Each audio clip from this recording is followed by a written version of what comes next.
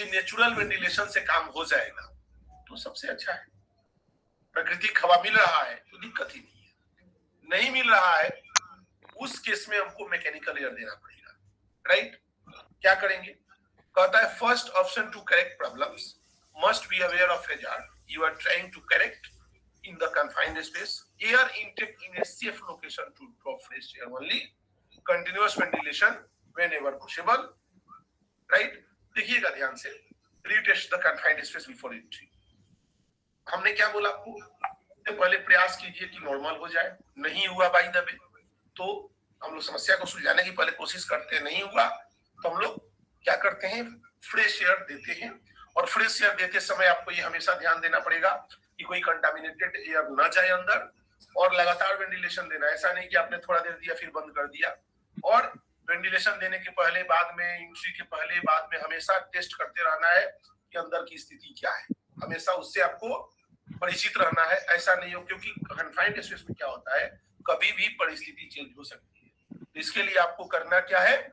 लगातार मॉनिटर करना है कि कहीं से कुछ गड़बड़ ना हो। आइसोलेशन, वेंटिलेशन के बाद आइसोलेशन। कोई भी कन्फाइंड स्पेस में जब आप प्रवेश करेंगे, कंप्लीट लोटो सिस्टम पहले फॉलो हो जाएगा। Locking and taking out electrical source, not electrical source, mechanical, pneumatic, जो भी हो, सभी सोर्स को बंद कर दीजिए। जैसे एनर्जी सोर्स जितना भी है, तो कन्फाइंड स्पेस में स्पेशली सबसे पहले हम लोग क्या करते हैं? इलेक्ट्रिकल सोर्स को बंद करते हैं, मैकेनिकल वाल्व वगैरह है उसको बंद करते हैं, न्यूमेटिक वाल्व वगैरह है उसको बंद करते हैं। कंप्लीट सिस्टम को पहले हम लोग बंद करते हैं कि कहीं से कोई एनर्जी सोर्स नहीं हो। उसके बाद हम लोग आगे का प्रोसेस करते हैं। फिर उस इक्विपमेंट को डिस्कनेक्ट करते हैं कि कहीं से कोई संपर्क नहीं रहे। उसके बाद हम लोग टेस्ट करने के बाद, लोटो का 6 स्टेप फॉलो करने के बाद अंदर प्रवेश कराते हैं। तो यहाँ पे पॉइंट किससे रिलेटेड है? आइसोलेशन।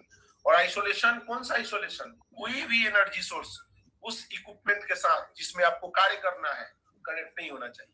और वो एनर्जी सोर्स कोई भी हो सकता है, लाइक इलेक्ट्रिक, न्यूमेटिक, राइट, या मैकेनिकल, कोई भी हो सकता है। तो उसको आप क्या करिए? रिमूव कर दीजिए। एनर्जी जीरो होना चाहिए, तभी आप अंदर काम करने के लिए प्रवेश करेंगे। रेसिपिरेटर्स, कई बार क्या होता है कि आप सब कुछ कर लिए, पहले आपने नेचुरल वेंटिलेशन देने की कोशिश किया, उससे नहीं हुआ। फिर आपने मैकेनिकल वेंटिलेशन देने की कोशिश किया, उससे भी नहीं हुआ। तो उस कंडीशन में हम लोग को रेसिपिरेटर्स का इस्तेमाल करना है, यानी एससीबीए, मतलब अंदर की परिस्थिति सुधर ही नहीं रहा है। तो ऐसे केस में हम लोग क्या करेंगे? सेल्फ कंटेंट ब्रीदिंग ऑपरेटर्स का इस्तेमाल करते हैं और इसकावा पहन के अंदर जाते हैं और कार्य करते हैं, राइट। जब परिस्थिति नॉर्मल हो ही नहीं रही है, मतलब हम वेंटिलेशन, जैसे मान लीजिए आपने कन्फाइंड स्पेस में ऑक्सीजन लेवल चेक किया, और ऑक्सीजन लेवल चेक करने के बाद आपको पता चला कि यहाँ पे ऑक्सीजन परसेंटेज जो है कम है, राइट, 15% है या 10% है, जो भी हो, कम है। तो जब आपको पता चला कम है, तो आप क्या करेंगे? पहले कोशिश करेंगे कि जितना भी वेंट वगैरह है सब कुछ ओपन करें और नेचुरल वेंटिलेशन दे। फिर भी नहीं इम्प्रूव हुआ, फिर आप मैकेनिकल वेंटिलेशन देने का प्रयास किए, फिर भी नहीं हुआ, मतलब सुधार हो ही नहीं रहा है। तो ऐसे केस में आपको क्या करना पड़ेगा? रेसिपिरेटर्स पहन के अंदर जाना पड़ेगा, क्योंकि बिना रेसिपिरेटर्स का आप नहीं जा सकते, राइट। तो यदि वेंटिलेशन से काम नहीं हो पा रहा है तो आप यूज करेंगे पीपी। और वो कौन सा पीपी? इसका सेल्फ कंटेंट ब्रीदिंग ऑपरेटर्स। याद रहे, जो भी एससीबीए पहनेगा उसको पता होना चाहिए उसके बारे में, क्या कैसे इसको पहनना है, कैसे इस्तेमाल करना है, क्या वार्निंग साइनेजेस है, ये सब कुछ जानना चाहिए। ऐसा नहीं कि वो पहन लिया और ऑपरेट करने नहीं आ रहा है तो अब बिना एयर का उसका ही पहनने से पीपी यूज करना हो सकता है। तो इसके लिए अवेयर होना जरूरी है, एससीबीए का यूज कैसे करना है, ये बहुत इंपॉर्टेंट है। स्टैंड बाई, देखो रेस्क्यू समझिएगा ध्यान से। जब आप किसी व्यक्ति को अंदर भेजे कार्य करने के लिए, ध्यान से देखिएगा, अंदर भेजे कार्य करने के लिए, तो अंदर जब वो फंस जाएगा, कोई घटना दुर्घटना होती है उसके कारण अंदर वो फंस जाएगा, तो उसको कैसे बाहर निकालना है ये बहुत इंपॉर्टेंट है। और बाहर निकालने वाला, मान लो आपके पास 2 लोग हैं, ये 2 लोग गए और इनके साथ कुछ प्रॉब्लम हुआ, तो उसके लिए भी हमारे पास अल्टरनेट अरेंजमेंट क्या है? ये बहुत इंपॉर्टेंट है। तो आपको स्टैंड बाय रेस्क्यू अरेंजमेंट भी रखना चाहिए। कहता है वर्कर असाइंड, जब भी कोई व्यक्ति अंदर कार्य करने जा रहा है तब क्या करते हो? करते ये हो कि एक अटेंडेंट को बिठाते हो, और अटेंडेंट कहाँ बैठता है? आउटसाइड में। वो करता क्या है? अंदर जो गया हुआ है उसके साथ कंसिस्टेंट कांटेक्ट में है, कैसा वो काम कर रहा है, क्या चल रहा है, और उसको पता है कि यदि कुछ इमरजेंसी हुआ, नो इमरजेंसी रेस्क्यू प्रोसीजर्स, तो इमीडिएट वो क्या करेगा? रेस्क्यू टीम को इंटीमेट करके और अंदर क्या बोलते हैं, रेस्क्यू करने के लिए लगा देगा। कहता है 50% worker who die in confined space are would be rescuers. कहता है कि कन्फाइंड स्पेस में जो मरने वालों की संख्या होती है ना, आधा तो जो निकालने जाते हैं वो मर जाते हैं। देखिए 50% of workers who die in confined space are would be rescuers. Problem यहाँ पे है, मतलब अंदर जाना सोच समझ के जाना। Trend in use of emergency rescue equipment NPP, बहुत इंपॉर्टेंट है कि जो रेस्क्यू इक्विपमेंट है उसका इस्तेमाल आपको आना चाहिए, कैसे इस्तेमाल करना है। और ध्यान रहे कभी भी आप किसी का रेस्क्यू करने जाओगे, कभी भी किसी को बचाने जाओगे, अपनी सुरक्षा का ध्यान रखना है। मैं इसलिए नहीं बोल रहा हूँ कि आपको सेल्फिश बनना है कि पहले हम अपना देखेंगे। आप सुरक्षा का ध्यान इसलिए रखना है कि मान लीजिए कि एक आदमी अंदर फंसा हुआ है और आप गए, दूसरे फंस गए, तो 2 लोग फंस गए, अब एक को बचाना है, 2 को बचाना है, तो इसलिए आप पहले सुरक्षित रखो और कोशिश करो कि दूसरे को भी हम वहां पे बचा के रखें। राइट? तो ये बहुत इंपॉर्टेंट है। एक वर्ड है no safety no pain, no safety no pain. Right? मतलब दोनों का मतलब समझ रहे हो ना क्या है?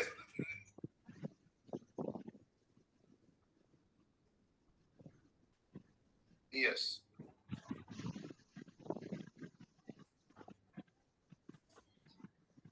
तो ये बहुत इंपॉर्टेंट है। तो आपको सेफ्टी को समझना है। नो सेफ्टी नो पेन और no safety no pain. Safety को जानोगे तो दर्द नहीं होगा, और सेफ्टी को नहीं जानोगे तो फिर दर्द पता चलेगा क्या होता है। तो इसके लिए क्या करना है? सुरक्षा व्यवस्था को पालन करते हुए काम करना है। आगे परमिट एंट्री सिस्टम। देखिए परमिट एंट्री सिस्टम में लिखता है written permit sign by entry supervisor. मतलब जो भी वर्क परमिट है वो कौन साइन करेगा? एंट्री सुपरवाइजर साइन करेगा। Written permit sign by entry supervisor. Verify pre entry precautions have been taken and the space is safe to enter। जब भी आपको कन्फाइंड स्पेस में प्रवेश करना है तो सबसे पहले प्रवेश करने के पहले क्या क्या सावधानियां वहां पे रखनी है, किस किस चीज का ख्याल रखना है, वो सब चेक कर लीजिए। प्री एंट्री प्रिकॉशंस, किन किन बातों का ध्यान रखना है, उसके बाद ही आप अंदर प्रवेश करिए। और जब आपको लगता है ना कि सब सेफ है तभी अंदर प्रवेश करना है। Posted at entry to confined space, वहां पे कुछ साइनेज लगा दीजिए कि अंदर काम चल रहा है, कोई प्रवेश किया है। राइट? ये बहुत इंपॉर्टेंट है, तो लगाना वहां पे। Specify preempt hazards and corrective action taken prior to entry. मतलब जो भी उससे रिलेटेड हैजार्ड है आप उसको पहचानिए और उसके अगेंस्ट में एक्शन लीजिए अंदर प्रवेश करने के पहले। Require termination of permit when task is completed or when new condition exist। यदि आपका काम समाप्त हो गया तो परमिट को कैंसिल कर दीजिए, टर्मिनेट कर दीजिए। और कई बार नई परिस्थिति पैदा हो गई, बोल रहा है ना when new condition exist, मतलब कार्य चल रहा है, अचानक टॉक्सिस गैस आने लगा बहुत ज्यादा, बंद कीजिए उसको, निकालिए बाहर, रोकिए, ठीक कीजिएगा, उपाय उसका होगा तब आगे अंदर जाएगा। कन्फाइंड स्पेस में कार्य करते करते कई बार नई परिस्थिति पैदा हो जाती है, तो वैसे केस में हमको क्या करना है? परमिट को टर्मिनेट कर देना है। तो ये हो गया एंट्री सिस्टम में आपको इन चीजों का ध्यान रखना है। एक बार देख लेते हैं क्या कहता है। सुपरवाइजर साइन करेगा परमिट, तब आपको अंदर जाना है।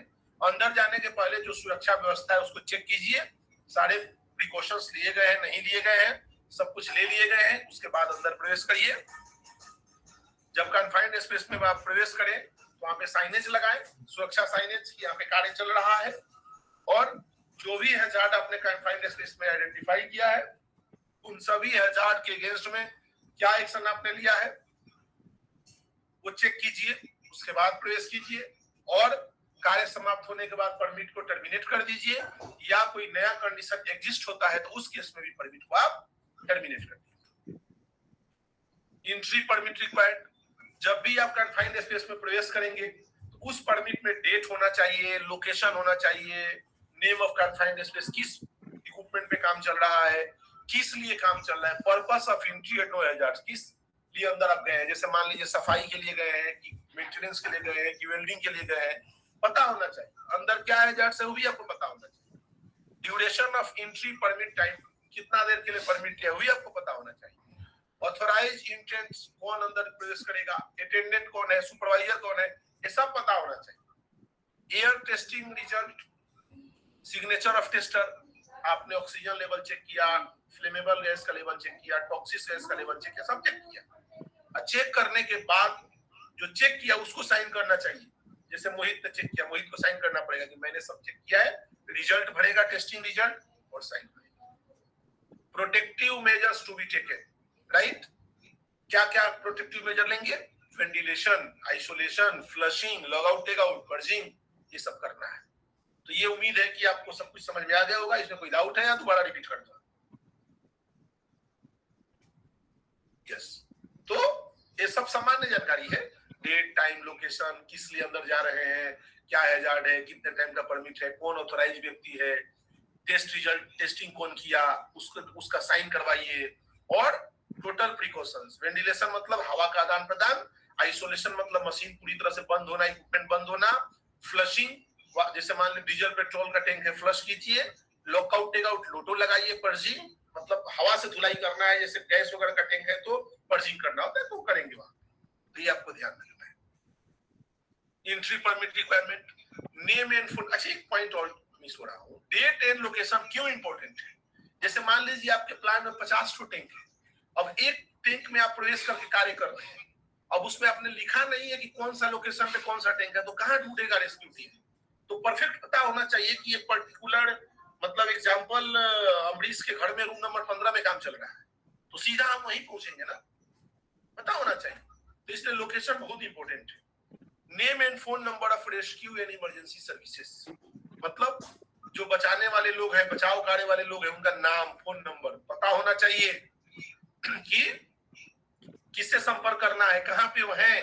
यदि लोकेशन आपका इधर उधर है तो उनको एक बार बुला के दिखा दो कि देखो ये लोकेशन है, इसमें काम चल रहा है, कुछ जरूरी पड़ेगी तो मैं आपको बुलाऊंगा, या कुछ ज्यादा क्रिटिकल कन्फाइंड स्पेस है तो उनको बोले यहीं रहो, काम होता है तब तक, ऐसा करना पड़ेगा। कम्युनिकेशन प्रोसीजर्स, कम्युनिकेशन प्रोसीजर्स का मतलब ये होता है कि कोई भी आपातकाल यदि हुआ तो किसको बताओगे, बहुत इंपॉर्टेंट है। जैसे मान लीजिए कोई इमरजेंसी हुआ और आपने सिक्योरिटी को फोन किया कि मुझे एम्बुलेंस चाहिए, वो बोला ये तो मैं नहीं देखता हूँ, ये तो एचआर देखता है। एचआर को फोन किया, बोला मैं नहीं देखता हूँ, ये तो एसी में रहता है। वो एसी को फोन किया, ये तो मैं नहीं जानता हूँ, एडमिन ऑफिसर जानता है। 4 आदमी से बात कर लिया, एम्बुलेंस नहीं मिला, तो मतलब पता होना चाहिए कि हमको साइकिल चाहिए तो हमको जो है प्रदुमन से बात करना है, तुरंत दे देगा। हमको मेडिसिन चाहिए तो हमको क्या है, नसरुद्दीन से बात करना है, तुरंत दे देगा। तो पता होना चाहिए कि किससे क्या बात करना है, किसको क्या कम्युनिकेट करना है, ये बहुत इंपॉर्टेंट है क्योंकि टाइम इसमें वेस्ट होगा। तो पता होना चाहिए किसको क्या बताना है, राइट, ये बहुत इंपॉर्टेंट है। अगला स्पेशल इक्विपमेंट एंड प्रोसीजर्स, मतलब पीपी जो लगता है पहनिए। अलार्म प्रोसीजर, अलार्म प्रोसीजर से वर्ड आया।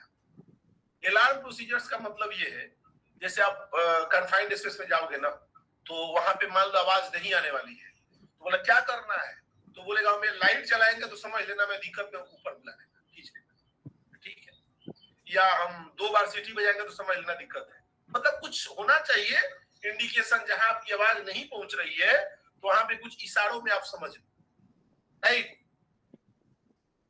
यस, आप खुद बना सकते हो, कोई दिक्कत नहीं है।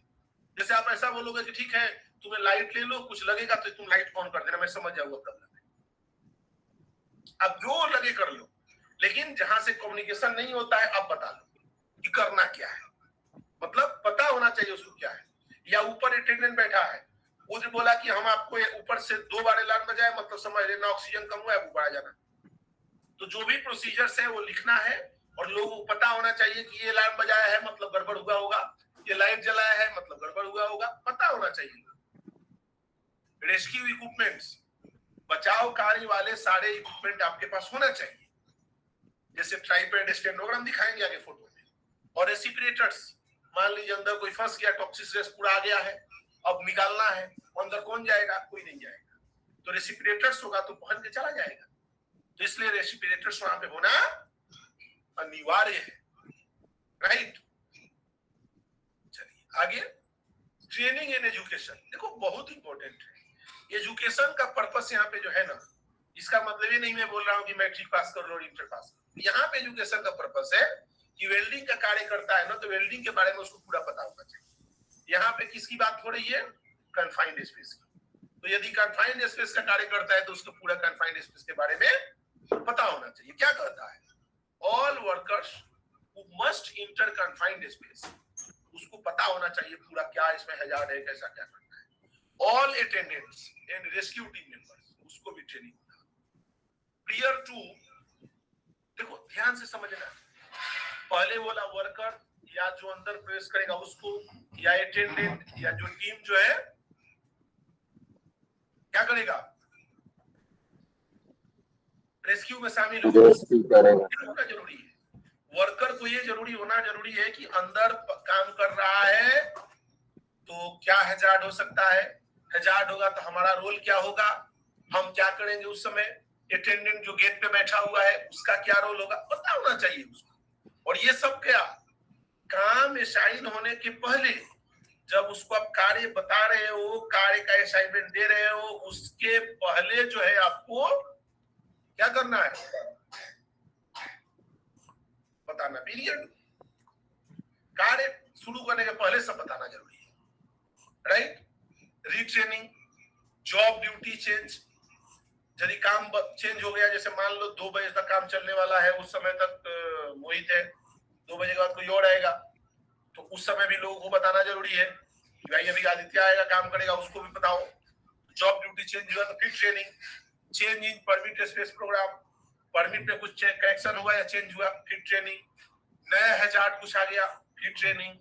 जॉब परफॉर्मेंस इंडिकेट्स डिफिशियंसी, या जो काम में कुछ प्रॉब्लम आ रहा है, डिफिकल्टी आ रहा है, तो फिर training.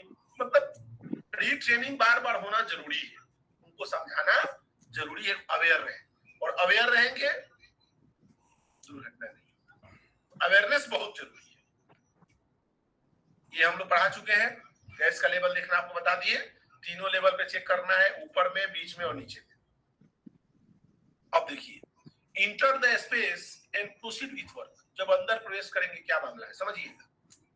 An attendant shall be posted near the entrance for the duration of the work. He shall be in constant communication with the intendant while the job is in progress. मतलब attendant कहाँ रहेगा? दरवाजा पे, opening point पे। वहां पे क्या करेगा? कुछ साइनेज लगा सकता है कि भैया 4 बजे से लेकर 6 बजे तक अंदर काम चलने वाला है, और अंदर जो गया उनसे लगातार कांस्टेंट कम्युनिकेशन में रहेगा। मतलब उसने बोला अमित, बोला यस, अंगद, बोला यस, अंकित नहीं बोल रहा है, तो पूछेगा अंकित क्यों नहीं बोल रहा है, दोनों को बोलेगा पूछो, बोला सर ये तो बेहोश हो गया, बोला तुम दोनों पहले तुरंत बाहर आओ, फिर उसका रेस्क्यू किया जाएगा। तो इसको पता होना चाहिए कि अंदर जो लोग कार्य कर रहे हैं ठीक से है कि नहीं है, ये लगातार बातचीत करता रहेगा, देखता रहेगा। और बहुत सारे काम होंगे, जैसे मान लो सबसे पहले तो क्लीनिंग, जैसे आपके घर में छत पे टैंक लगा हुआ है, बहुत दिन हो गया तो सफाई करना पड़ेगा, तो अंदर आदमी जाएगा सफाई करने, तो ये अंदर का काम हो गया। या उसमें लीकेज आ गया, तो लोहे का टैंक है तो अंदर जाएगा वेल्डिंग मारने, करना पड़ेगा। या कुछ फिटिंग करना है तो अंदर कहीं, यस बोलिए आयुष। इसमें कार्य करेगा वर्कमैन जो एक्सपर्ट रहता है, उसको भेजा जाता है। अब जैसे आपके छत पे जो टैंक लगा हुआ है उसको सफाई कौन करेगा? आप भी कर सकते हो, आप घर के काम खुद कर सकते हो, या बाहर से आदमी बुलाते हो सफाई करने के लिए। और कन्फाइंड स्पेस एग्जांपल, आपके घर में टॉयलेट की टंकी है, बड़ा सा टंकी है, तो सफाई करने अंदर जाना पड़ेगा ना। अभी तो मान लो म्यूनिसिपैलिटी में आता है, सब कर लेता है, खींच लेता है, तो नहीं है तो अंदर प्रवेश करना पड़ेगा। तो जो भी व्यक्ति जाएगा तो उसको मालूम होना चाहिए कि अंदर क्या क्या दिक्कतें हो सकती है, उसको पता होना जरूरी है, राइट। कहता है all intends shall shine in law when entering the space and shine out when exiting.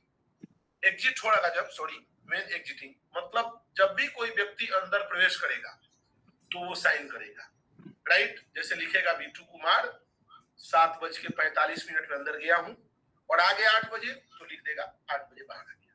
तो जो अटेंडेंट है उसको भी पता रहेगा कि अंदर अभी 2 आदमी बचा हुआ है, अभी जो कुलदीप और महबूब गया था उन्हें आया नहीं है, अंदर ही है। तो क्या करेगा, अलर्ट रहेगा कि 2 आदमी भी अंदर है, तो लेखा जोखा रखना जरूरी है कि कितने गए हैं कितने आए हैं, बहुत इंपॉर्टेंट है। यस, नहीं, इसमें सेफ्टी वाले का कहीं कोई रोल नहीं है। सेफ्टी वाले का काम है, इसमें 4 लोग हैं। हम लोग बात किए थे, एक है इंटेंट यानी जो अंदर जाके काम करेगा, वर्कमैन। दूसरा हो गया अटेंडेंट जो गेट पे बैठा रहेगा, जस्ट लाइक सिक्योरिटी, गेट पे बैठा रहेगा, कौन गया कौन आया पूरा लेखा जोखा रखेगा। तीसरा हो गया एंट्री सुपरवाइजर जो कार्य कर रहा है, और चौथा हो गया रिस्पॉन्सिबल पर्सन जो कंप्लीट कार्य के लिए जिम्मेदार है। तो ये 4 काम हो गया जो 4 लोग अपना कार्य कर रहे हैं। परंतु हमारा उसमें क्या रोल है सेफ्टी ऑफिसर का, ये चारों अपना काम ठीक से कर रहे हैं कि नहीं कर रहे, ये काम है हमारा देखना। यस, इंटेंट कुछ गलती कर रहा है हम उसे समझाएंगे, अटेंडेंट कुछ गलती कर रहा है हम उसे समझाएंगे, सुपरवाइजर कुछ चूक कर रहा है उसको हम बताएंगे। हमारा काम है देख रहे हैं कि सब काम ठीक से हो रहा है। जैसे एग्जांपल, हम गए, काम चल रहा है, तो हम बोलेंगे ऑक्सीजन लेवल एक बार चेक करके मुझे बताओ क्या लेवल है, दिखाओ, या चेक किए हो सही है, कोई गड़बड़ तो नहीं है, आपको देखना है, तो हम वेरीफाई करेंगे, right. The attendant shall maintain the permit and sign in law for the duration of the work. अब जो अटेंडेंट है उसका एक और जिम्मेदारी है, मान लीजिए परमिट दी गई है 8 बजे तक के लिए, 8 से 12 बजे तक, तो 12 बजा इमीडिएट सबको बोलेगा आप लोग बाहर आ जाइए, अभी कोई कार्य नहीं होगा जब तक कि नया परमिट नहीं आता है आप लोग। तो टाइम के प्रति वो पूरा फिक्स है, वो कोई चेंज बदलाव छेड़छाड़ नहीं होने देगा। तो उसकी बहुत बड़ी जिम्मेदारी होती है। कन्फाइंड स्पेस में जो सबसे महत्वपूर्ण रोल प्ले करता है वो करता है अटेंडेंट, क्योंकि उसी के सहारे इंटेंट अंदर जाता है, तो उसका रोल बहुत क्रिटिकल है, राइट। आगे देखेंगे, when the job is done, काम समाप्त हो गया तो क्या करना है, रिमूव ऑल पर्सनल। कई बार ऐसा हुआ है कि आदमी अंदर गया है बाहर से बंद कर दिया टैंक, तो आपको इंश्योर करना है कि अंदर कोई गया है, सब कोई बाहर निकला कि नहीं निकला। जैसे बड़ा सा टैंक है, 5 लोग अंदर गए हैं, तो पहला प्रयास करना है कि वो 5 बाहर आए कि नहीं आए। टूल्स, अंदर जो टूल्स ले गए वो सभी टूल्स बाहर आया कि नहीं आया। And debris from the space, अंदर जो स्क्रैप जनरेट हुआ है वो सब बाहर आया कि नहीं आया। ये सब बाहर आया, फिर साइन ऑफ द लॉ, सब कुछ बाहर निकाल के फिर लॉग बुक साइन करना है कि हो गया है। आदमी निकाल दिया, टूल्स निकाल दिया, स्क्रैप निकाल दिया, सब निकाल दिया, तब क्लोज द स्पेस। उसके बाद उस इक्विपमेंट को बंद कीजिए, कैंसिल द स्पेस परमिट, और परमिट को कैंसिल कीजिए। Review the job with the post employer, hazard problems other employers, और उसके बाद से क्लाइंट के साथ या जो भी आपका एम्प्लॉयर है उसके साथ मिल करके एक बार चेक कर लीजिए सभी आदमी बाहर आ गए हैं, कोई प्रॉब्लम नहीं है, सब कुछ ठीक है, कहीं से कोई परेशानी नहीं है, रन कर सकते हैं। तो ये बहुत इंपॉर्टेंट होता है। और इसमें जो सबसे महत्वपूर्ण काम होता है, जस्ट लाइक आप समझ लो, आप सुनते हो ना कई बार न्यूज में या इधर उधर, डॉक्टर ने ऑपरेशन किया, पेट का, पेट में कैंची छोड़ दिया, ऐसा कभी कभी सुनने में आता है ना कहीं। ये वही है कहानी, आदमी को ही अंदर छोड़ दिया टैंक में, इक्विपमेंट को छोड़ दिया, बचेगा नहीं बचेगा। समाप्त होने निश्चित करना है कि सभी व्यक्ति पहले बाहर आ जाए, टूल्स बाहर आए, डेब्रिज मतलब जो भी कचरा जनरेट हुआ, टूटा फूटा जो भी स्क्रैप है, साफ सफाई करके निकालो, तब इक्विपमेंट करो। तो काम समाप्त होने के बाद ये प्रोसीजर्स फॉलो करना है। अब हम बात कर रहे थे नॉन परमिट कन्फाइंड स्पेस, यदि मान लीजिए कन्फाइंड स्पेस नहीं है, उस केस में क्या करें? देखिए कन्फाइंड स्पेस है और नहीं है, ऑलरेडी इस पे चर्चा हो गई है। मतलब कि यदि कन्फाइंड स्पेस में जो हम बात करें तो ऑक्सीजन की कमी होना, फ्लेमेबल गैस का हो सकता है, टॉक्सिक गैस हो सकता है, गिरावदार क्षेत्र है, कोई प्रॉब्लम है कन्फाइंड स्पेस, और नहीं है तो भी परमिट लगेगा। और कौन सा परमिट लगेगा उस समय? उस समय जो परमिट लगेगा वो जनरल वर्क परमिट लगेगा। तो जनरल वर्क परमिट को उतना रिक्वायरमेंट नहीं रहता है जितना कन्फाइंड स्पेस में रहता है। कन्फाइंड स्पेस में स्पेशली गैस टेस्टिंग वगैरह पे बहुत ज्यादा ये रहता है। तो क्या करना है? आइसोलेट द स्पेस, उसमें भी था, वेंटिलेट द स्पेस, इसमें भी था, इवेल्युएट द स्पेस, इसमें नहीं था। आप बोल रहे हो कि कन्फाइंड स्पेस नहीं है, तो आप जस्टिफिकेशन दीजिए कि कैसे नहीं है। सिर्फ परमिट से बचने के लिए नहीं बोल सकते हो कि कन्फाइंड स्पेस नहीं। कंडक्ट टेल गुड, और मीटिंग तो होगा ही और प्रेस करेंगे। क्या बदलाव हुआ है? सिर्फ यहाँ पे इवेल्युएट द स्पेस है, बाकी सब तो सेम ही है, राइट? तो इवेल्युएशन एक बार जरूरी है कि क्या वो कन्फाइंड स्पेस है या नहीं है। यदि नहीं है तो भी ये पॉइंट हम पढ़ा चुके हैं, isolate the space from all hazards. आप पहले क्या करिए? वाल्व बंद करिए, टैंक को खाली कीजिए, लोटो लगाइए, उसके बाद आप आगे प्रोसेस होइए। पहला काम आइसोलेशन तो होगा ही होगा, जो पहले हम लोग पढ़े हैं सेम चीज रिपीट हो रहा है। दूसरा, वेंटिलेट द स्पेस, आप मैकेनिकल वेंटिलेशन दीजिए, और उससे नहीं होता है तो बाहर से भी एयर दे सकते हैं। और बाहर से जब एयर देंगे, मतलब नेचुरल के बाद मैकेनिकल देंगे, तो उसमें एक वर्ड बहुत इंपॉर्टेंट है जो मैं बार बार रिपीट करता हूं, ventilation air supply must be from fresh air uncontaminated. खावटी हवा नहीं होना, किससे? With flammables and toxins. मतलब कोई जहरीला या फ्लेमेबल गैस चला गया तो मुश्किल हो जाएगा। तो आपको सुनिश्चित करना है कि वहां पे कोई भी गैस जो है कंटामिनेटेड एयर किसी भी हाल में ना जाए, कोई गैस मिक्स होकर ना चला जाए। तो ये वेंटिलेशन में ध्यान देना है। इवेल्युएट द स्पेस, ये इंपॉर्टेंट है, ये नया है। मतलब कि कोई भी स्पेस से पहले आप देखिए, determine that the space meet all the. Yes, बोलिए, कोई सवाल है किसी का? सर इसके पीछे वाला थोड़ा फिर से बताइएगा। पीछे वाला में क्या डाउट है इसमें? जी सर, यही। कोई कन्फाइंड स्पेस आपका है, ठीक है?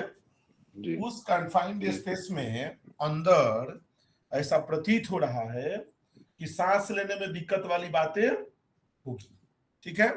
तो वैसे केस में क्या जी करेंगे? सर। हम मैकेनिकल वेंटिलेशन देंगे। जैसे अभी आप रूम में बैठे हैं तो गर्मी लग रहा है, तो क्या कर रहे हैं? पंखा चला रहे होंगे। तो जी पंखा सर। चलाना क्या है? मैकेनिकल एयर हो गया ना। अपने आप जी जी प्रकृति हवा आ रही है, वो नेचुरल एयर हो गया। तो हम लोग क्या करते हैं, जी टैंक वगैरह में बाहर से फैन, एयर हर्न, हम लोग पीछे पाइप देखे थे ना, कपड़ा का, जो खोल के लगा देते हैं, जी बाहर जी से हवा देते हैं, अंदर जाता है। तो वो हम लोग मैकेनिकल जी वेंटिलेशन, मतलब बाहर से हवा देके सफाई रखते हैं। और दूसरा, जी जो एयर देते हैं ना, तो एयर वेंटिलेशन रेट जी जो क्या करते हैं हम लोग, कोशिश करते हैं कि जो नॉर्मल एयर है उससे 4 गुना प्रेशर से हम लोग अंदर एयर दे, ताकि प्रॉपर वेंटिलेशन बनी रहे। और तीसरा, जब बाहर से हवा आप देंगे अंदर, तो ये सुनिश्चित करना है कि उसमें कोई जहरीला हवा नहीं चला जाए। ये सबसे जरूरी है। कोई जहरीला हवा चला जाएगा तो क्या होगा? वहां आदमी बेहोश हो जाएगा हाँ फटाक से। सर। जी यस, जी फ्लेमेबल गैस चला गया तो मुश्किल हो जाएगा। तो ये आपको सुनिश्चित करना है कि वहां पे कोई भी गैस जो है कंटामिनेटेड एयर किसी भी हाल में ना जाए, कोई गैस मिक्स होकर ना चला जाए। तो ये वेंटिलेशन में ध्यान देना है। इवेल्युएट द स्पेस, ये इंपॉर्टेंट है, ये नया है। मतलब कि कोई भी स्पेस से पहले आप देखिए, determine that the space meet all the condition set. देखिएगा, मतलब कि आप ये देख पा रहे हो कि कोई ऑक्सीजन की कमी नहीं है, टॉक्सिक गैस नहीं है, फ्लेमेबल गैस नहीं है, कोई दिक्कत नहीं है, सब कुछ ठीक है, मतलब जस्टिफिकेशन आपका बराबर है, और आप काम करिए। एक बार वेरीफाई कर लीजिए सब नॉर्मल मिल रहा है तो मल्टी गैस डिटेक्टर से कंडक्ट एटमॉस्फेरिक टेस्टिंग, सब ठीक मिला तो evaluation must be certified by entry supervisor signature. और जो व्यक्ति कह रहा है ना कि कन्फाइंड स्पेस नहीं है, उसको साइन करना पड़ेगा कि भाई ये ठीक है, हम देखिए, चेक किए, कोई दिक्कत नहीं। उसको चेक करना पड़ेगा, साइन करना पड़ेगा। और ध्यान रहे, भले वो कन्फाइंड स्पेस नहीं है, लेकिन काम करने के दौरान यदि उसमें लगा कि ऑक्सीजन कम हो रहा है, सांस लेने में दिक्कत हो रही है, या टॉक्सिक गैस की आ रही है, या फ्लेमेबल गैस है, कुछ ऐसा लग रहा है, इमीडिएट वो कन्फाइंड स्पेस बन जाएगा और पूरा प्रोसीजर फॉलो होगा जो कन्फाइंड स्पेस में होता है। राइट, इस चीज को आपको ध्यान देने की आवश्यकता है। आगे बढ़ेंगे, enter the space and proceed with work. वही, if non permit condition change during the job, the space shall be immediately evacuated. मैं जो बोल रहा था ना कि आप विदाउट कन्फाइंड स्पेस परमिट काम कर रहे हैं, मतलब सामान्य वर्क परमिट के साथ काम कर रहे हैं, लेकिन काम करने के दौरान यदि आपको कंडीशन चेंज हुआ, टॉक्सिक गैस या फ्लेमेबल गैस या ऑक्सीजन डेफिशिएंसी कुछ हुआ, the space shall be immediately evacuated. सभी आदमी को अंदर से तत्काल प्रभाव से बाहर निकालिए and reclassified as a permit required confined space. और अब बोला जाएगा कि नहीं, यहाँ पे परमिट लगेगा कन्फाइंड स्पेस का, और condition shall be return to non permit condition and again certified as such by the institute. सारे लोग बाहर आएंगे, कन्फाइंड स्पेस का परमिट दिया जाएगा और उसके बाद अंदर कार्य करने भेजा जाएगा। अंतर ये है, समझ लो, यदि कन्फाइंड स्पेस है तो डाउट ही नहीं है, और आप बोल रहे कि नहीं नहीं ये कन्फाइंड स्पेस नहीं होगा, तो ठीक है, सब चेक करिए और काम चालू कीजिए। लेकिन यदि डाउट होता है तो सबको बाहर निकाल के वापस कन्फाइंड स्पेस परमिट लेके कार्य करना है। और बोला जाता है कि यदि डाउटफुल केस है कि होगा नहीं होगा, तो उस केस में बोलते हैं कन्फाइंड स्पेस साइड में ज्यादा जाते हैं। अटेंडेंट रिस्पांसिबिलिटी, अटेंडेंट की क्या जिम्मेदारी है? देखिए, अटेंडेंट की जिम्मेदारी है to monitor entrants during the job and during entry and exit to help ensure their safety. अंदर जो व्यक्ति कार्य कर रहा है, मैं पहले ही बताया, इसका जिम्मेदारी है कि उसको लगातार मॉनिटर करे। द अटेंडेंट में नॉट, देखो, अपने पोजीशन को में not abandon his post for any reason while personnel are in the space unless relieved by another qualified attendant।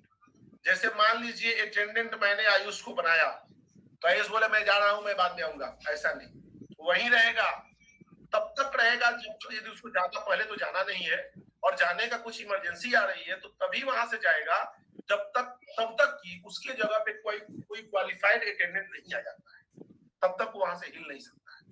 The attendant में नॉट अबैंडन हिज पोस्ट, अपना पोस्ट को नहीं ये कर सकता फॉर एनी रीजन, चाहे कोई भी कारण हो, while personnel are in the space. आदमी अंदर है, कैसे छोड़ के जा सकते हैं? अनलेस, जब तक कोई रिलीवर नहीं आता है तब तक वो नहीं जा सकता है। रिलीवर कौन? कोई भी नहीं, वो भी क्वालिफाइड अटेंडेंट होना चाहिए, इसको सब समस्याओं के बारे में पता हो, तभी हो जाएगा। The monitor atmospheric condition in the space period to end during entry। जो अटेंडेंट है वो अंदर का कंडीशन मॉनिटर करेगा जाने के पहले और काम करने के दौरान भी चेक करेगा। Right, the control access to the confined space, जो जाने आने का रास्ता है कोई भी नहीं जाएगा, जो अलाउ है उन्हीं को छोड़ना है, बाकी को नहीं भेजना है। इमरजेंसी असिस्टेंट, कोई जरूरत पड़ी तो रेस्क्यू टीम को तुरंत बुलाएगा, उसके हाथ में पावर होता है। To assess hazard in and around the space and take action on the same. बार बार देखेगा कि कोई खतरा तो नहीं पैदा हो रहा है, कोई खतरा तो नहीं पैदा हो रहा है, जैसे हो रहा है इमीडिएट क्या करेगा, वो एक्शन ले लेगा। उसमें क्या एक्शन लेगा? बोलेगा आप लोग बाहर आइए, या जरूरत पड़ी तो रेस्क्यू टीम को बुला लेगा। The keep record of confined space such as air test result, personal agent, मतलब अंदर जो प्रवेश कर रहा है उसका रिकॉर्ड, कितने लोग अंदर गए हैं, कितने लोग बाहर हैं, और टेस्टिंग हुआ उसका रिजल्ट, ऑक्सीजन लेवल कब चेक हुआ था, क्या आया था, टॉक्सिक गैस लेवल कब चेक हुआ था, क्या आया था, ये कंप्लीट रिकॉर्ड उसको रखना है। ये अटेंडेंट की जिम्मेदारी है। एक बार फिर से पढ़ ले, उसकी जिम्मेदारी है कि अंदर जो गया है उसको लगातार ध्यान रखे, उसकी सुरक्षा का हमेशा उसको संभाल के रखे, और अपना पोजीशन तब तक नहीं छोड़ेगा जब तक उसके जगह पे कोई दूसरा व्यक्ति नहीं आ जाता है। पहला, अंदर का कंडीशन हमेशा टेस्ट करते रहेगा और जाने के पहले भी चेक करेगा, बीच बीच में भी चेक करेगा। कोई भी अनऑथराइज्ड व्यक्ति को अंदर नहीं जाने देगा। जरूरत पड़ी तो रेस्क्यू टीम बुला के रेस्क्यू करवाएगा। हमेशा मॉनिटर करते रहेगा कोई हैजार्ड तो अंदर नहीं पैदा हो रहा है। यदि पैदा हो रहा है तो इमीडिएट लोगों को बाहर निकालेगा और रिकॉर्ड किसका रखना है, गैस टेस्टिंग का, प्लस कितने लोग अंदर गए हैं, कितने लोग बाहर है, उसका रिकॉर्ड उसको रजिस्टर में रखना है। अब इंटेंट की जिम्मेदारी क्या है, तो इंटेंट की रिस्पांसिबिलिटी क्या है समझिएगा। To ensure that the space has been adequately ventilated, isolated, emptied or otherwise made safe for entry। मतलब जो व्यक्ति अंदर काम करने जा रहा है उसकी भी जिम्मेदारी है कि वो देख ले कि इक्विपमेंट पूरी तरह से वेंटिलेटेड है, ठीक है, आइसोलेटेड है, ठीक है, खाली है, ठीक है, और अंदर जाने के लिए पूरी तरह से सेफ है, तभी हो जाएगा। जाने के पहले दिमाग की बत्ती जलानी जरूरी है। To immediately exit a space without question upon words of the attendant, no matter what the reason। यदि ऊपर का अटेंडेंट कह रहा है जो एंट्री पॉइंट में बैठा है कि आप बाहर आइए, अंकित बोला है 2 मिनट में काम करके आता हूं, नहीं, उसने बोला बाहर आइए मतलब इमीडिएट बाहर आइए, कोई सवाल जवाब करने की जरूरत नहीं है। To immediately exit a space, तुरंत बाहर आइए विदाउट क्वेश्चन, कोई प्रश्न मत पूछिए। Upon word of the attendant, no matter what the reason, कोई भी कारण हो, बुला रहा है मतलब बाहर आइए, क्योंकि toxic gas, flammable gas, oxygen की कमी मिनटों में आपको गड़बड़ कर देगा। तो बोला तुरंत बाहर आइए। To follow all safety rule and procedures that apply to the job, जितने भी नियम कानून हैं उस कार्य पे लागू पड़ते हैं, उन सभी को आपको क्या करना है, फॉलो करना है, पालन करना है। To follow all safety rules and procedures, जो भी नियम लागू है फॉलो करिए। To be familiar with the work to be perform in the procedure that apply to the job, जो कार्य करने का तरीका है, फेमिलियर मतलब आपको पता होना चाहिए कि कैसे कार्य किया जाता है, क्या प्रोसीजर्स है। To use the appropriate PPEs whenever necessary, जो भी पीपीज का रिक्वायरमेंट है उसको आपको पहनना पड़ेगा, पहन के ही कार्य करना पड़ेगा, बिना पीपीज का कार्य नहीं कर सकते। उसके बाद हम लोग सुपरवाइजर रिस्पांसिबिलिटी, जितना अभी तक बताया इसमें किसी को कोई डाउट है, समझ में आ रहा है बात कि नहीं आ रहा है, बोलो भाई।